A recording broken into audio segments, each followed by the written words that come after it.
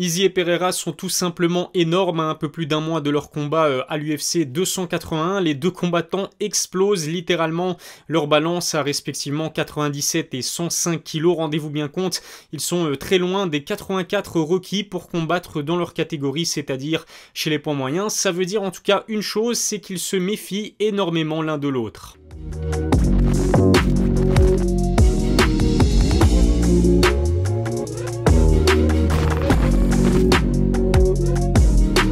Salut à tous, c'est Ilyes, on se retrouve aujourd'hui pour une nouvelle vidéo. J'avais envie de discuter de l'un des combats les plus attendus de la fin de l'année à l'UFC, celui qui va opposer Israel Adesanya à Alex Pereira. Vous le savez, le Stylebender va défendre sa ceinture de champion des poids moyens face au seul homme finalement qui a réussi à le battre sur un KO. Le Brésilien est d'ailleurs devenu en très peu de temps l'un des combattants les plus terrifiants de l'organisation. C'est vrai qu'Izzy et Poatan sont extrêmement lourds en ce moment. Qu'est-ce que ça signifie? Lequel des deux est-ce que ça va le plus avantager le soir du combat? Je vais comme d'habitude vous donner mon avis dans cette vidéo. Abonnez-vous à ma chaîne si ça n'est pas encore fait, activez la cloche pour recevoir les notifications, lâchez un pouce bleu, c'est super important. Et puis si vous voulez le même physique aussi massif qu'Alex Pereira, n'oubliez pas qu'avec le code NM-Ilyes10 vous disposez de 10% de réduction chez Nutrimuscle. Le lien vers le site se trouve dans la description. C'était loin d'être une surprise, mais cela a quand même fait beaucoup de bruit. Début août, l'UFC a officialisé le combat entre Israel Adesanya et Alex Pereira. Les deux combattants se disputeront le titre de la catégorie des poids moyens au Madison Square Garden de New York. C'est un combat que de nombreux fans de MMA attendaient avec beaucoup d'impatience. Poatan est certainement l'adversaire le plus intéressant pour le Stylebender, aussi bien sportivement qu'au niveau du storytelling.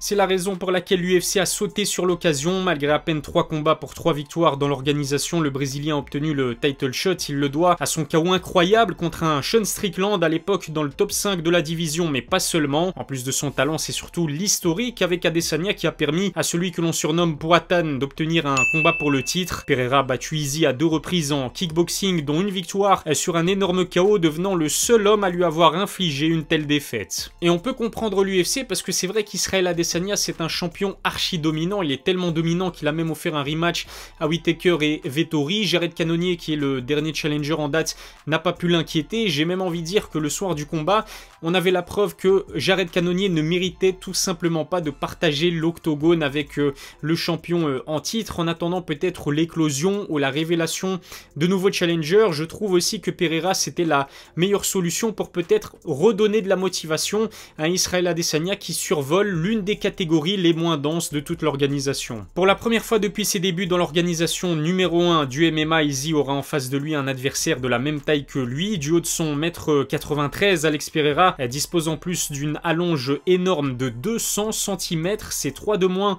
que celle d'un Adesanya qui l'exploite parfaitement pour toucher sans se faire toucher. Champion dans 2 catégories de poids au Glory Kickboxing, on peut également dire que sur le papier en tout cas, le Brésilien est un meilleur kickboxer. Cela fait beaucoup d'obstacles à franchir pour le Stylebender.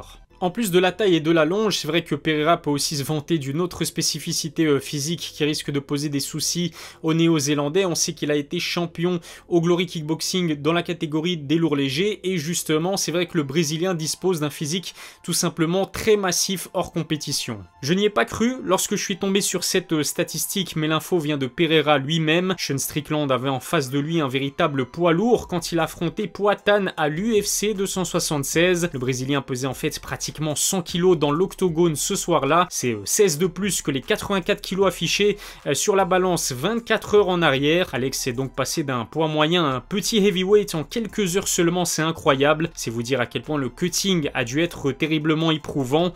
Pour récupérer autant de poids en si peu de temps, il a dû s'infliger une déshydratation extrême pour valider sa pesée.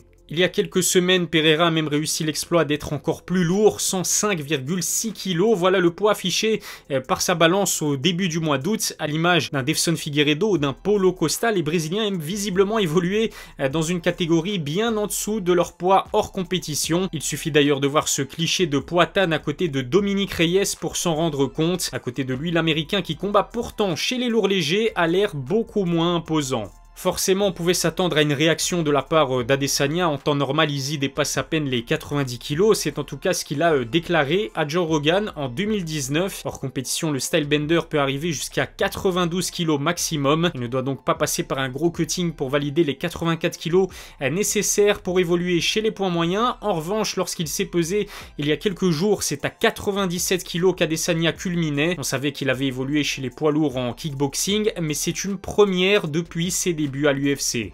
Ce qui est surprenant, c'est qu'Izzy a tenté une montée chez les lourds légers. On pouvait donc s'attendre à ce qu'il passe par une grosse prise de masse pour rivaliser avec la puissance d'un Jan Blachowicz très massif. Pourtant, avec 91 kg seulement, il était en dessous des 93 maximum pour valider sa pesée dans la KT au-dessus de la sienne. À l'époque, Israël préférait miser sur son immense avantage en termes de vivacité. C'est peut-être sa défaite contre le Polonais qui lui a fait prendre conscience qu'il était obligé de prendre du poids pour faire face à un adversaire comme Pereira.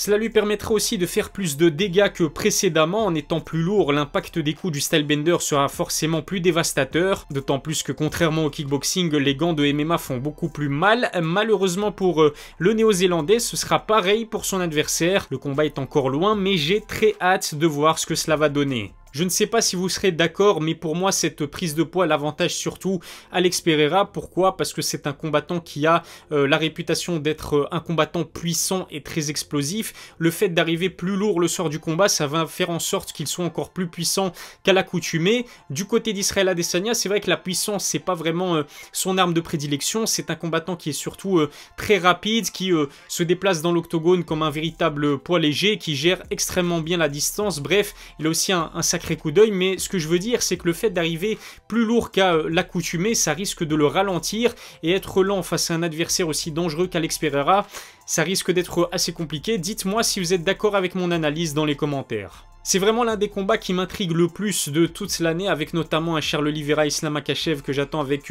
beaucoup d'impatience. Mais pourquoi? Parce que je trouve que la balance, elle peut pencher d'un côté comme de l'autre. Il n'y a pas vraiment un grand favori dans ce combat, parce que Alex Pereira, qui a quand même l'ascendant psychologique, le fait d'avoir déjà battu Israël Adesanya à 2 reprises. Alors certes, c'était au kickboxing qui est un tout autre sport que le MMA, mais quand même, de son côté, Izzy, il est champion à l'UFC, ce qui veut dire qu'il a l'expérience du très haut niveau du MMA. Ça aussi, ça peut avoir son importance lors de ce combat, mais qu'il gagne ou qu'il perde, le fait d'affronter Alex Pereira à ce stade de sa carrière, ça ne peut qu'être bénéfique pour un Izzy qui est considéré comme un champion ennuyant, qui reste sur 4 décisions consécutives au total. Et je pense que même s'il venait à perdre, il aura forcément droit à un rematch. En tout cas, que Izzy soit déclaré vainqueur ou que ce soit Pereira, justement, je ne pense pas que ça ira à la décision. On peut s'attendre à un chaos retentissant. Ça risque d'être un combat très spectaculaire. Abonnez-vous à ma chaîne YouTube et lâchez un pouce bleu si ce sujet vous a plu. J'en profite pour vous rappeler que mes vidéos sont désormais disponibles sur Spotify et Apple Podcasts. C'est vrai que vous avez été très nombreux à me suggérer de rendre